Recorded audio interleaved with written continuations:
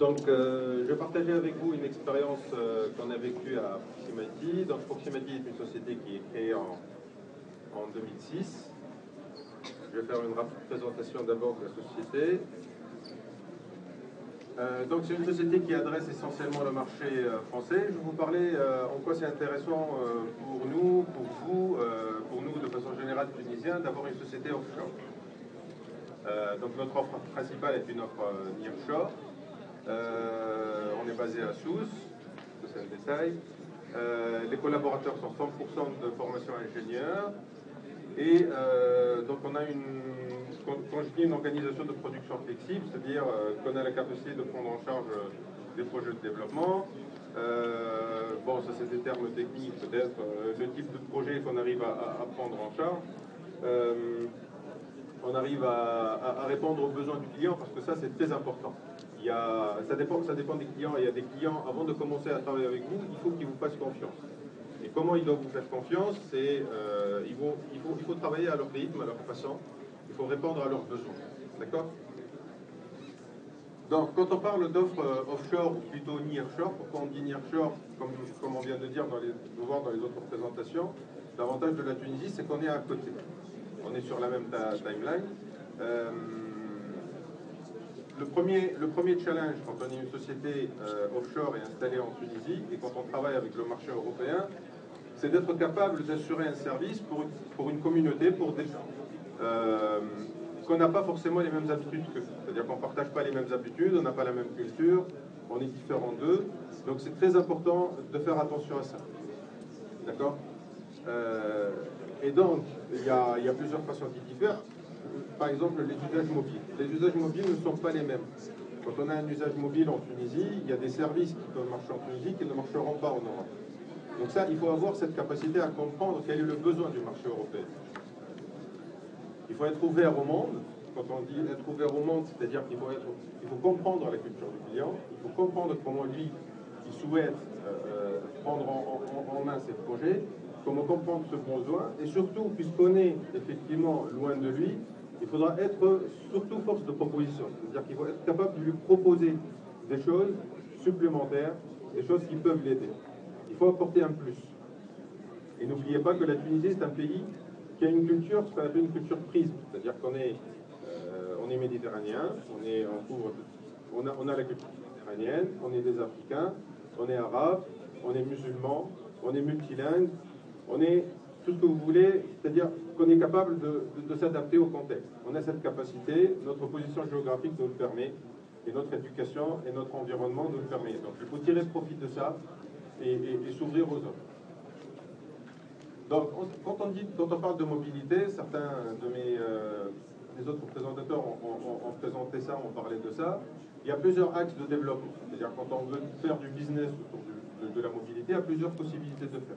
On peut commencer au plus bas, c'est-à-dire apporter quelque chose au niveau de réseau. On peut travailler au niveau du réseau, on peut faire du monitoring réseau, on peut travailler sur des services à valeur ajoutée sur le réseau, on peut travailler au niveau matériel. Comme tout à l'heure, la première présentation, il y a des gens qui ont fait appel à des Chinois pour développer des téléphones. On peut faire de l'optimisation au niveau des frameworks, quand on veut travailler sur Android par exemple.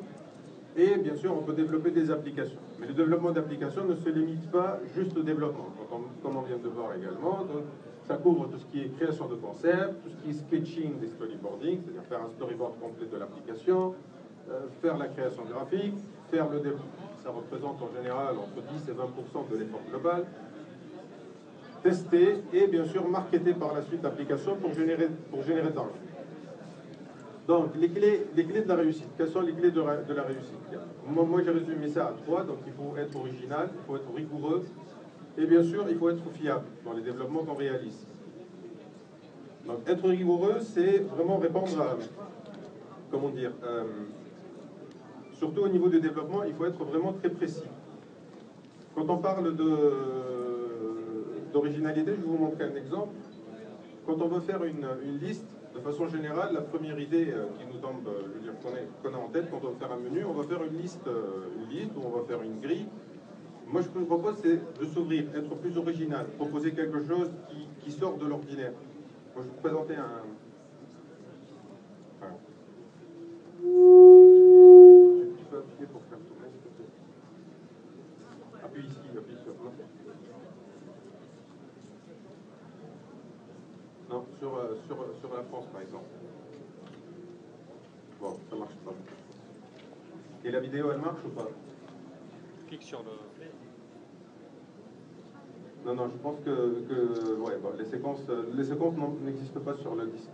Donc moi, ce que je voulais montrer ici, là, c'est un menu qui n'est pas un menu ordinaire, c'est une liste classique, c'est pas une grille, c'est quelque chose qui tourne, c'est original, ça peut apporter, ça peut attirer l'utilisateur. Donc un utilisateur de l'application, il peut être attiré par ce genre de menu. C'est un menu différent, d'accord?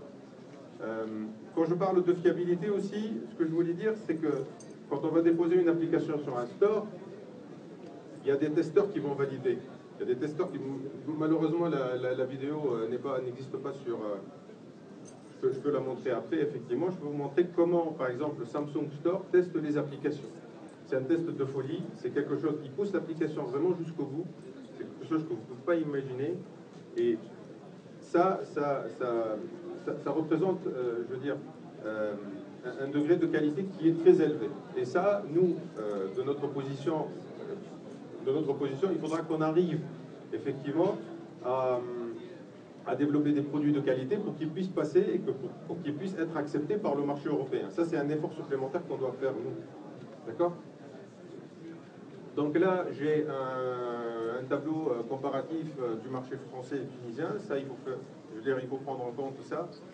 Comme je vous ai dit, la culture tunisienne n'est pas forcément la même que la culture qu'on peut trouver en Europe ou en France. Par exemple, tout ce qui est pénétration de la 3G en France et en Europe, c'est répandu. En Tunisie, bon, ça commence. Tout ce qui est grande marque, bon, en Tunisie, c'est encore une phase d'évangélisation. C'est vraiment limité à certaines personnes. La rigueur, la finition, il faut vraiment mettre l'accent dessus pour pouvoir attaquer le marché européen. La monétisation des applications, comme vous savez, en Tunisie, c'est un peu compliqué d'acheter sur les stores.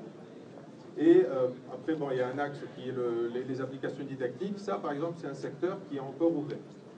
Là, il y a encore de la marge à faire, soit au niveau du marché européen, et même au niveau marché tunisien ou arabe de façon générale. Là, c'est un tuyau qu'il faudra suivre. Après, bon, il y a la nature des développements, il y a des gens qui sont adeptes des web apps, il y a des gens qui sont adeptes du développement natif. Là aussi, il faut faire votre choix. D'accord? Donc il y a des avantages et des inconvénients pour chacun, au niveau des coûts, au niveau de l'ergonomie, au niveau des aides mobiles, au niveau de l'usage également, ça peut passer. Donc moi, je souhaite terminer avec une chanson de Aznavour. Donc ça, c'est quelqu'un qui, je ne sais pas si vous connaissez la chanson, je me voyais déjà en haut de l'affiche. Donc quand on commence à faire du développement, on se voit déjà le champion du monde. Champion du monde. Par contre, c'est pas forcément, ça marche pas à tous les cas. Comme on a toujours répété, il y a toujours des échecs. Il faut accepter les échecs. Ce qu'on dit, c'est le public qui n'a rien compris. C'est sûr, le public n'a rien compris. Vous êtes génial et le public n'a rien compris. Sauf que le public, il compte. L'avis du public compte dans ce que vous faites. C'est très important. Quand le public n'est pas content, c'est qu'il n'est pas content. Forcément, vous voyez quelqu'un qui a fait des choses qui sont trop pures, trop en avance aussi, ça peut exister, ça peut arriver. Vous pouvez être vraiment trop en avance par rapport au marché, il faudra réviser, il faudra revenir dans votre cave, fermer, vous enfermer, commencer à réfléchir, discuter entre vous, proposer des idées. Comme on l'a toujours dit, une innovation, ce n'est pas simplement une invention, mais c'est une invention qui a du succès dans le marché. Et un jour, vous montrerez à tout le monde que vous avez du talent. Ça, c'est sûr. D'accord? Je peux vous montrer la vidéo rapidement si...